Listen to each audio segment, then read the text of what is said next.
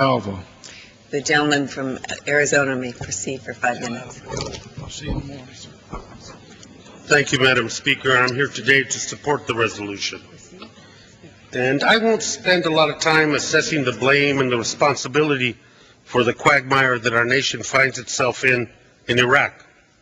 But I do find it curious during this debate that the opponents of this resolution want us to believe that the history of the Iraq War begins today, that it has no past, that it has no consequences, just a doubtful future.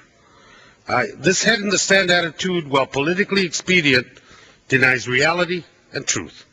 Rest assured that history will not be kind to the decision-makers and the decider of this war, nor will it be kind to a Congress that looked the other way. The resolution before us today is a first tentative step toward the removal of our troops from Iraq. The escalation proposed is another desperate act opposed by the American people and former military leaders.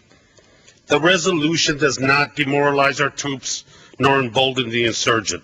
The contrary, this resolution offers hope to our troops that an end is in sight and that their elected representatives in this House are not passing on their authority regarding the most important issue confronting our nation today. I personally know families whose loved ones have been lost, badly injured, or profoundly and tangibly affected by this war. Our commitment should be to those families and veterans who need our full measure of support. Our gratitude should be measured in real resources for veterans and not empty platitudes and political rhetoric expounded to justify an irreparable failure in Iraq. The focus of this debate is not centered on our soldiers who are nobly doing their duty and following their orders. It is directed at those who set policy and who have produced a war without end, with no plan of success or exit, with no international strategy, who now turn to a desperate and doomed escalation that only reinforces the failure and the desperation of those policymakers. Rest assured that the civil war in Iraq will not end with the influx of more American troops. I do believe this resolution should have teeth. We must send a message that binds all of us to real action, an unflinching message of opposition to the escalation and a message of support for our troops. Today marks a step in that direction. And I wonder, how many ways can the American people tell this Congress to act to prevent the more loss of our blood and treasure in the war in Iraq? Weren't the elections that just happened a strong message? Isn't the loss of confidence by the public in their elected officials a strong message? Isn't the sacrifice and valor of our men and women fighting this war deserving of the respect of this government?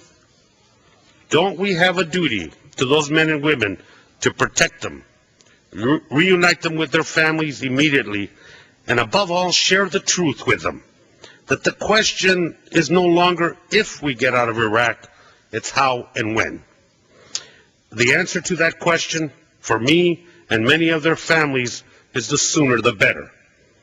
I could stand here and read poll after poll that talks about the public's overwhelming opposition to this war and even more overwhelming opposition to this escalation. But as I think about it, the most important poll for those of us who serve in Congress needs to be our conscience.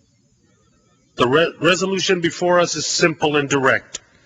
It speaks in a very clear way to the frustration we all feel about this misadventure in Iraq. And I said I would not belabor the question of who to blame, but it's important to address the obvious. Remember weapons of mass destruction? None found. Remember the links between Iraq and the attack in 9/11? Didn't exist. All the misspent funds in Iraq, misappropriated dollars, that was ignored by the administration. Mission accomplished. What a premature political hype that was. And a strategy for Iraq. It doesn't exist. Funds for education, health care, cities and towns, investments in our people here in this country, that's all been spent in Iraq. And the litany of failures and untruths goes on and on. The lack of leadership by this administration requires, no, I think it demands, that this Congress assert its constitutional duty to check and balance this administration by beginning with the important step of passing this resolution. Thank you very much. The gentlewoman from New Mexico. Thank you,